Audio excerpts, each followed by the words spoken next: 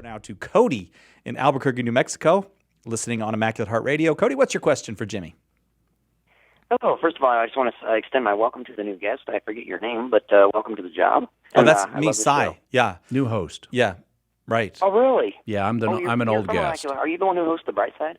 I did. Yes, I did indeed. Thank you. Wow, I'm very impressed. Your knowledge Okay. is Yeah, impressive. but he's an Immaculate Heart listener in New Mexico. Yeah. Yeah. Where and I'm blind. All I do is listen. Oh.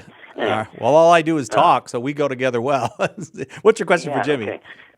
Okay. I'm curious about what how close the Lutheran Church and the Catholic Church are in particular to coming into full communion with one another. I've read some articles recently that suggest that there is still a lot of work to do. I mean, I know, of course, the Lutheran Church has invalid sacraments such as communion, but I do realize that we have a lot in common with them. Their services are very similar to the Mass.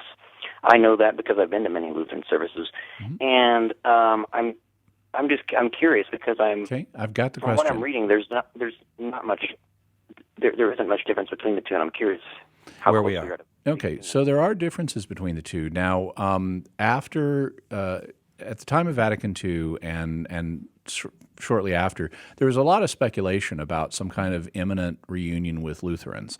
There were Catholic theologians, including Joseph Ratzinger, who suggested that if you had a proper reading of the Lutheran Augsburg Confession, that it wouldn't be a problem, that you could be in union with the Catholic Church. And so there was discussion of, hey, maybe it would be possible to kind of create a Lutheran rite of the Catholic Church where they'd have a properly Catholic theological understanding of various issues, but still have their own form of tradition in terms of how they lived out the Christian life. So not unlike the way we now have an Anglican use in the Catholic Church. So there was a big hope for that at the time, but reality settled in, and it realized, no, we're not that close. We can't reunite imminently.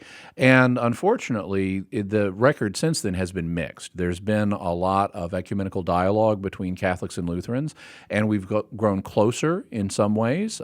For example, probably the most famous thing in that regard is the signing of the Joint Declaration on the Doctrine of Justification, where we professed a very similar pair of understandings of how justification works. We don't agree on absolutely every point, but we're much closer than was commonly recognized even a few decades ago. And so there's been a convergence in that respect, but there's also been divergence since the Second Vatican Council, in particular because, among other things, Lutherans have accepted female clergy, and that creates a problem for reconciliation with the Catholic Church that didn't exist back at the time of the Second Vatican Council. So in some ways we've grown closer, in some ways we've grown farther apart. Don't expect it to happen next week or even in our lifetimes, but hopefully someday, and it might take a century or two, it might take longer, it may not happen before Jesus gets here, but eventually when Jesus gets here, all Christians will be reunited. Yeah, the reason I was curious is because I have a very positive relationship with a Lutheran church in my hometown. They know I'm Catholic, and they know I don't take communion with them. They're very respectful, but I knew them before I became a Catholic, and I'm a musician, so occasionally I go Sunday mornings to play with them in their music ministry after Mass. And I would look forward to seeing the day when we can all share communion with one another. But Right. Well, that's probably And how it's going to happen, is by befriending one another, wouldn't you say? That's part of the process. Cody, thank you so much.